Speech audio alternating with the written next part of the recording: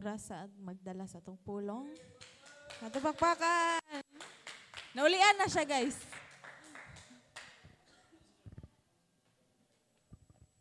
So, may gabi sa tanan, dili po nako pakyasan ang pagpasalamat sa Ginoo. Salamat ko sa Ginoo kay kuan naayon na jud ko kay atong ba kay atong Wednesday manggod kay nibalik akong hilanat kay naligo ungod mig dagat then init kayo ba murag nibalik ang subaw. Tas pasawat ko sa Ginoo na kay nulian akong ubo, akong sip-on ug akong hilanat. So, salamat ko sa Ginoo sa kuan good health niyang gihatag, dayon protection kanunay. Tapos salamat ko sa Ginoo kay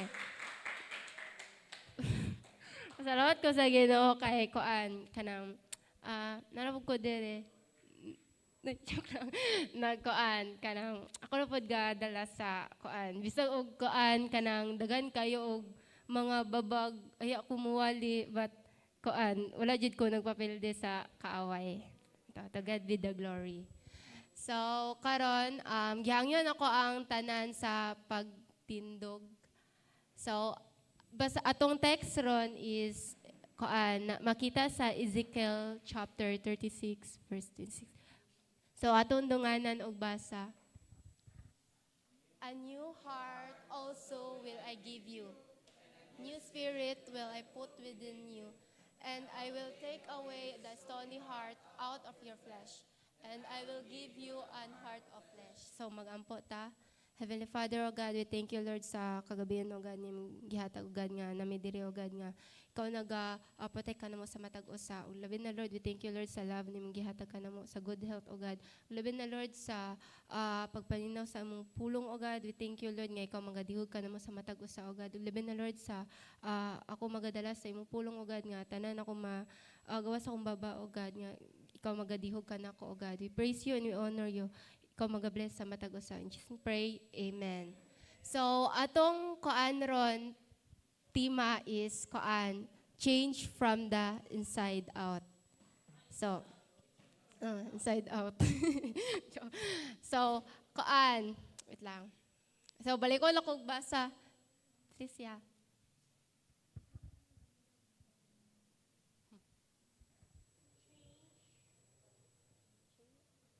So, a new heart also will I give you, and a new spirit will I put within you, and I will take away the stony heart out of your flesh, and I will give you an heart of flesh.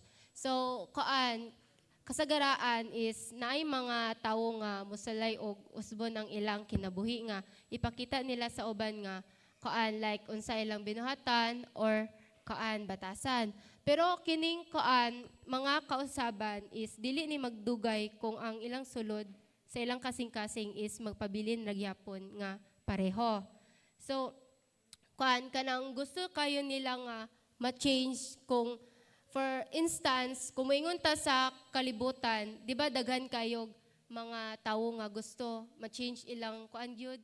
For example, kay ma-change ilang magparetoke sila, ma-change ilang body, nana. So, kung dirita sa mga Kristohanon is, dagan kayog mga lain-lain nga mga, or sa tua diri usahay nga, gusto kay nato i-surrender ang tanan sa Ginoo. But atong, wala bitaw nato fully nga gihatag or gi-surrender. So, atong kasing-kasing is same ragyapon. So, dili na siya pwede kay ang Ginoo is naglantaw sa sulod na to, sa atong hunahuna or sa atong feelings o atong mga desire bitaw nga kailangan kay dira magsugod ang kausaban. So, wala gaingon ang Ginoo nga ma-change ta pero ang atong hunahuna or atong heart dili gyapon para sa yaa. So, gusto ang Ginoo nga ma-change ta para lang niya. So, ang gusto jud sa Ginoo nga ma-change is ang una is ang atong heart.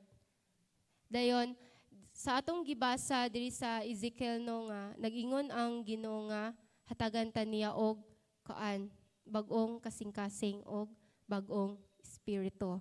So meaning is ningingon ang Ginoo nga ang tinodjud nga nausab is gikan sa iya dili sa atong own nga kana bitong paningkamot.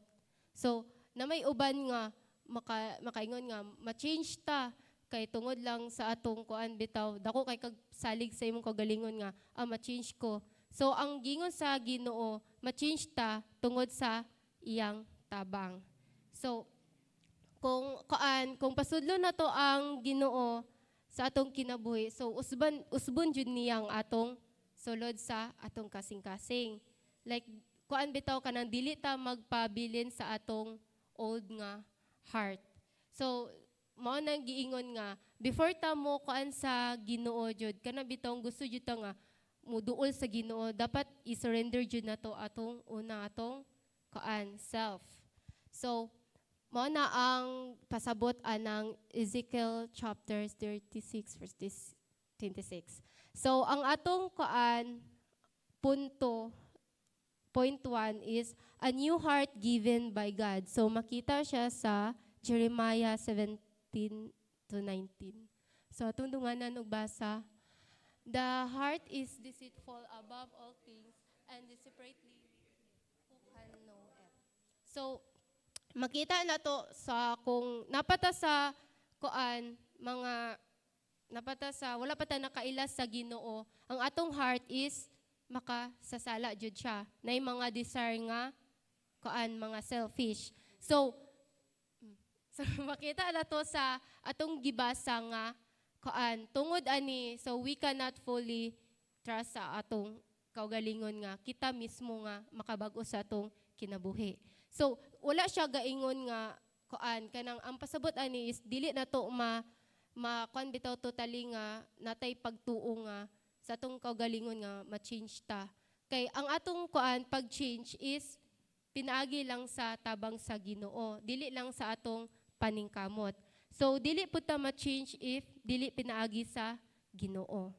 So mao na ang Ginoo is mohatag nato og bag-ong kasing-kasing og tabangan ta niya. So kanang usa ka kasing-kasing nga align sa iya ang kabubuton. So wala gingon ang Ginoo nga hatagan ta niya og kasing-kasing pero align sa atong kabubuton.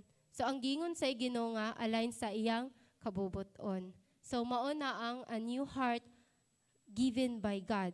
So God initiates transformation by replacing our old sinful heart.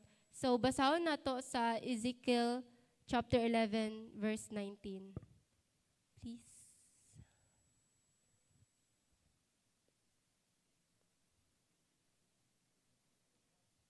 Ezekiel chapter 11 verse 19.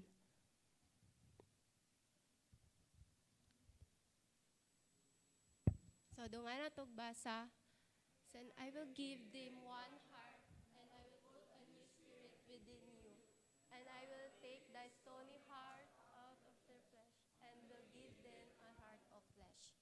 So, pasabot ani is, ang Ginoo is, mo na siya magsugod sa pag-transform or kausaban na to. So, like, kinang pilagi bitaw sa pagkuha sa atong old nga daan nga makasasala nga kasing-kasing. So makita na to ani nga verse nga pasabot is tagahan ta niya og kanang heart nga soft. Dili tong soft-hearted ha. Like bitaw kanang same sa heart sa Ginoo nga may gugmaon or kanang masinugtan So wala ay ang pasabot nga bag-ong heart then kada bitong andam nga kasing-kasing nga magusto musunod sa iya. So dili sa kanang daan nga atong kabubuton. So gusto ang Ginoo nga ma-transform ta sa atong old nga sa old nato nga kasing-kasing. So a new heart means new desire, new priorities and a renewed love for God. So basahan nato sa Psalms chapter 37 verse 4.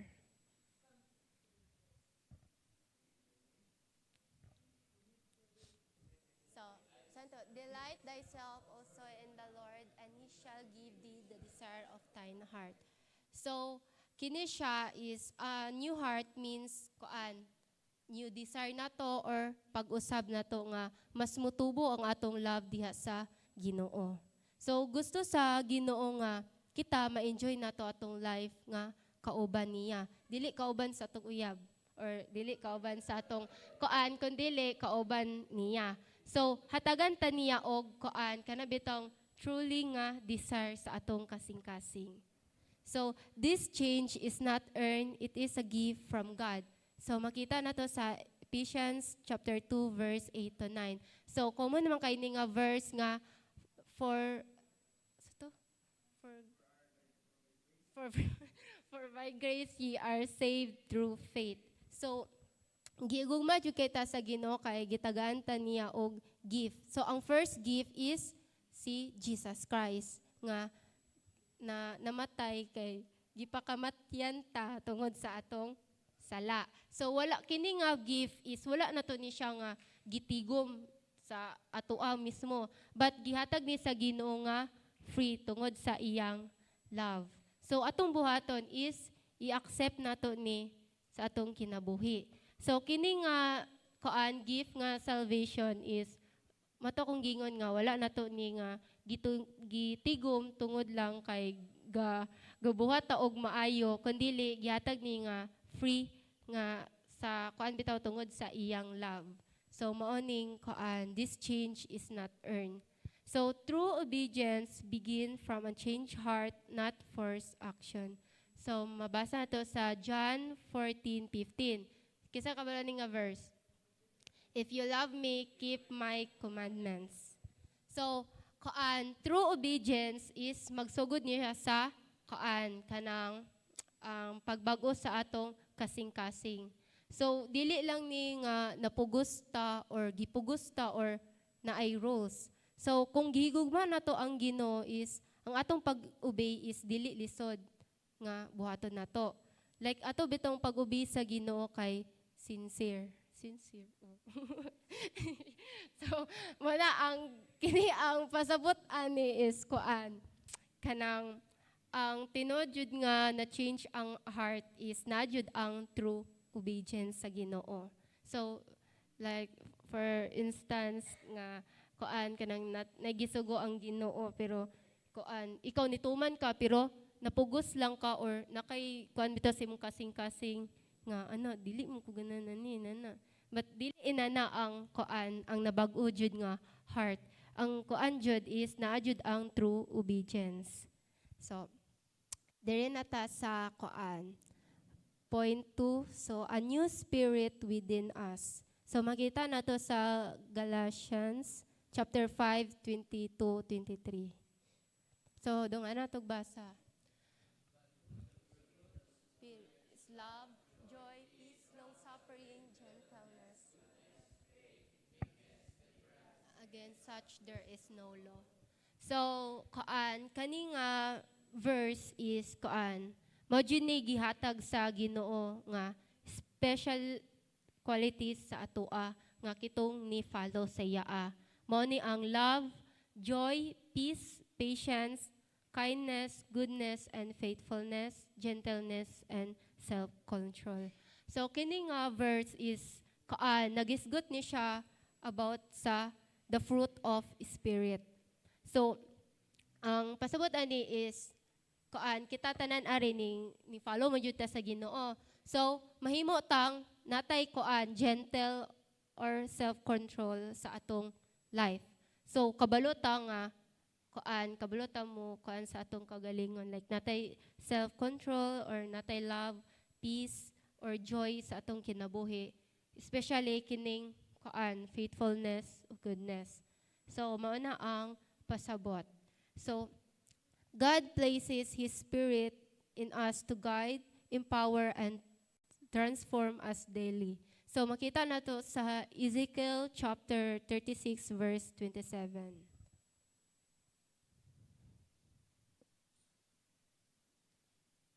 So basahan na to.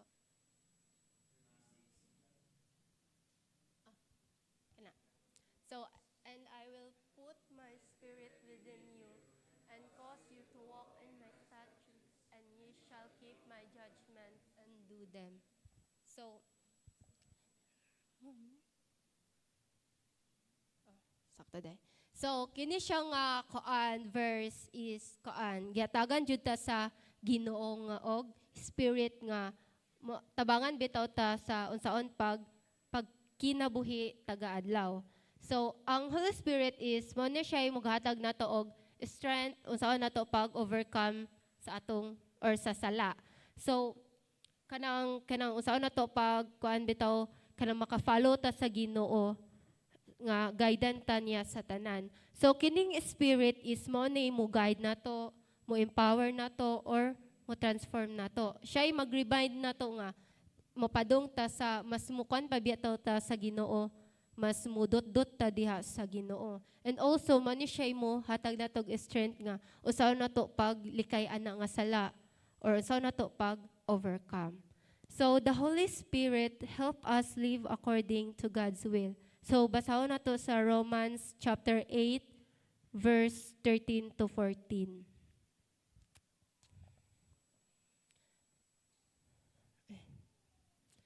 So, doon to. For if you live after the flesh, ye shall die. But if you through the Spirit do mortify the deeds of the body, ye shall live. For as many as are led by the Spirit of God, they are the son of God.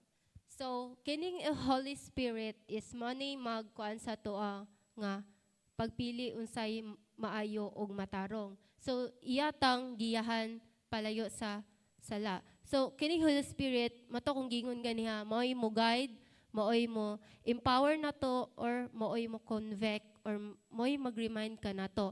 So, if for instance is naata sa kuan bitaw kanang nata sa sa kaaway bitaw like na kuanta nga mura bitag natintal ta. So ang Holy Spirit is mo jud nay mo remind nato nga kasulay mo ana kanang magbuhat mo og kuan dili mo but kuan nay mo hunghong ninyo. So mo na ang Holy Spirit is maoy mag-remind nato or mo guide nato. So there is, we are no longer alone in our struggles. So God is working with us. So basahan na to sa Philippians 2:13. So for it is God which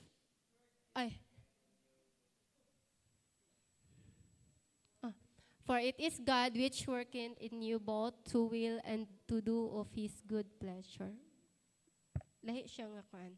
So so kini siya nga kuan nga verse is kuan manigingon diri nga we are no longer alone in our struggle. So God is working within us. So ang Ginoo jud is magtabang nato sa atong mga struggle.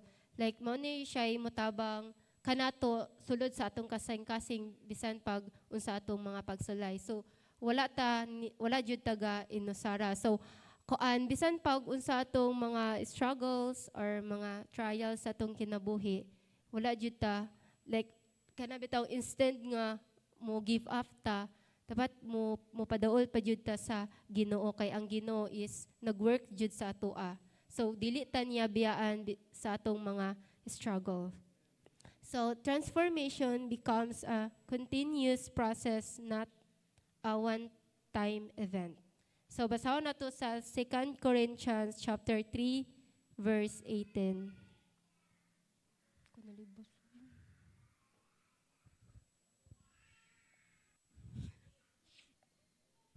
2 Corinthians verse 33 to 18 day. So, but we all, when often face beholding as in glass, the glory of the Lord are changed into the same image from glory to glory, even as by the Spirit of the Lord.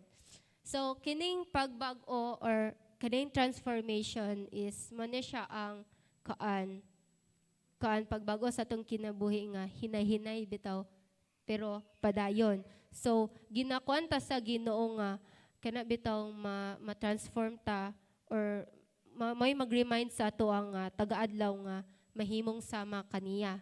So, kining pag-usab na to is dili ni siya nga makuan dayon ta mabag-o dayon ta kundi ang transformation is process yun na siya. So process siya nga continue. So mao na ang sabot. So dire na ta sa point 3. So from a heart of stone to a heart of flesh. So basahan nato sa Hebrews chapter 3 verse 15. If you balik ka, di balik. If you hear God's voice today, don't be stubborn. So, ang pasabot ani is koan, ang Ginoo is magbago jud sa koan, sa usa ka gahi nga kasing-kasing kana bitong dili maminaw nga i-kuan niya, i-change niya into koan kanang kasing-kasing nga koan dili gahi like anda mo mutuman niya. So ang pasabot ani is koan gusto ang Ginoo nga kita maminaw ta or mosunod ta sa iyang koan sa iyang will nga atong heart is open para sa iya. So koan kanang dili gusto ang Ginoo nga natay koan heart of stone. So maong tagaan ta sa Ginoo og new heart. So mao ni ang heart of flesh. So koan ang voice sa Ginoo is constantly nga mag-guide sa atoa. So if kunan ganita sa Ginoo, dili na to pwede i-ignore. Kay koan instead nga i-ignore na to, dapat maminaw ta or mo-follow sa iya. Kay iyang words is mo na koan design nga mag-lead bitaw nato sa in a right path. So maong if kuan ta sa Ginoo, dapat dili na to i-ignore. Instead nga ikuan na to kanang maminaw ta or mo-follow ta sa iya. So God places it with a soft heart that is sensitive and obedient. So makita nato sa Psalm chapter 40 verse 8. So I delight to do thy will, O my God. Thy law is within my heart. So ang koan jud, ang transform heart is mana siya ay nag-show og real change tungod ay koan pinaagi sa love, kindness and humility sa isig katawo. So ang pasabot ani is kito yung na transform heart is na jud ning koan kanang nang love, kindness and humility sa atong isig katawo. So dapat nato atong buhaton is i-treat nato sila og koan. I-treat nato sila og kanang kindness sa atoa and pag ipakita nato ang love sa ila. The way nga gitudloan ta sa Ginoo. Kay mao ni ang koan, a transform heart mag-reflect jud siya og love, compassion and humility sa atoa. So it becomes open to correction, growth and change. So basahon nato sa koan Proverbs chapter 3 verse 11 to 12.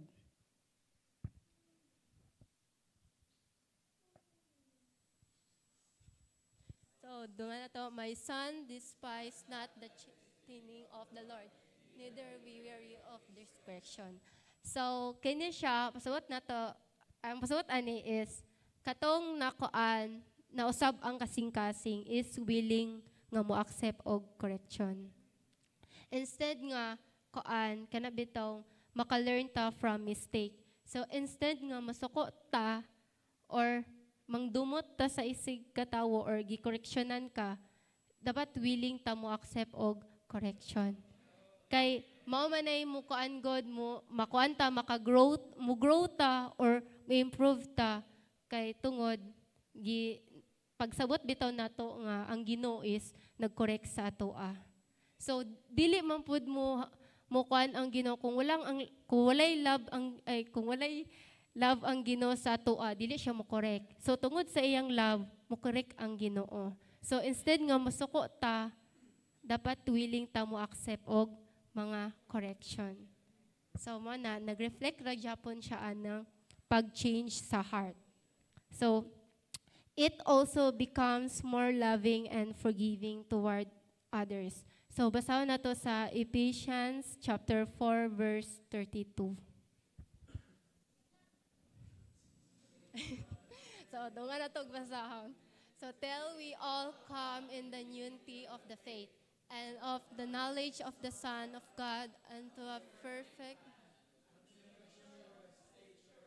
32 ya, dili na mao. 4:32. Dili man din mo. Dili balik. And be kind one to another, tender-hearted, forgiving one another, even as God. So, kini siya is, same ra gyapon ni na, mo reflect ra gyapon ang pag-change sa atong heart nga, dapat, ta, manigingon sa verse nga, tender-hearted. And dapat, jud ta, loving ta sa isig katawo na to. So, like, piluon na to nga, mo forgive ta sa atong isig katawo. Instead nga, magdumot ta, or natay kasakod. Ako kahit ang kasakod, like, atong kasakod na jud kay gusto na nimo siya sumbagon, or gusto na nimo siya patyon. Like, ana. So, dapat atong buhaton is, mo forgive jud ta sa atong isig katawo. Kay maunay, gisugo sa Ginoo, and mao punay gusto sa Ginoo nga, makuan bitaw na to nga mo forgive ta nga bisan pag unsa na siya ka kuan sa imua, but ikuan jud to nga pilon jud na to nga mo forgive ta kay mao na gingon sa Ginoo, mapunay gitudlo sa Ginoo sa toa kay kuan sama pud ta nga gi-forgive pud ta sa Ginoo. Bisag unsa ta ka makasasala, i-forgive gyapon ta sa Ginoo. So inana atong buhaton pud sa atong isig katawo. So karon dito ay dili na ta sa conclusion. So true transformation does not come from self-effort but from God's power. So ang jud no, true transformation is dili lang siya dili lang jud siya nga gagikan sa atong mga self-effort kundi tungod sa Ginoo. So He changed our heart, renew our spirit, and soften us from within. So when we allow God to work in us, our outward life will naturally reflect His goodness. So let us open our hearts to God and allow Him to change us from the inside out. So akong maingon lang ani sa akong pagtapos ani nga tema a change from heart is dapat jud na to i-open atong kasing-kasing para sa Ginoo. Like kana bitawng i-allow na to nga ang Ginoo mo change sa toa from inside out. Kay gusto jud sa Ginoo nga wala ta dili ta kana bitawng gusto sa Ginoo nga atong kasing-kasing is dili stone kundi heart of flesh. So, maora to. Igatag na ko. Sorry. Ha? Sige, manindog ta ang tanan. Mag-ambot ta. Ha? Ha? Oh. So, mag-ambot ta. Heavenly Father, O God, we thank you, Lord, sa imong gihatag, O God, nga message, O God, nga ketong message, O God. Thank you, Lord, nga ikaw nagahatag ka na mo og bagong kasing-kasing, O God, sa matag usa, O God. Labi na, Lord, ako mag-pray, O God, nga ketong words, O God, nga so na mo to sa mutibok nga kasing-kasing, O God. We thank you, Lord, for your goodness, O God, for your mercy, O God, sa mong kinabuhi, O God. Ug labi na, Lord, sa ikaw mag-bless sa matag usa, O God, nga nadiri, O God. Labi na, Lord, sa snack, O God, nga ikaw magahatag ka na mo og kuan, O God, nga mabusog mi, O God. Labi na, Lord, sa nagaandam, O God, ikaw mag-bless, O God, sa ikaw maghatag kanyag more panalangin, O God, sa nagaandam, O God. Labi na, Lord, sa among pagpanguli, O God, nga ikaw mag-protect ka na mo, O God, nga makabot mi dito nga safe and sounds, O God, nga kasi nag-promise kasi mong pulong, O God, nga dili mi nimo biyaan, O God. Thank you, O God. We praise you and we honor you. In Jesus' name we pray. Amen.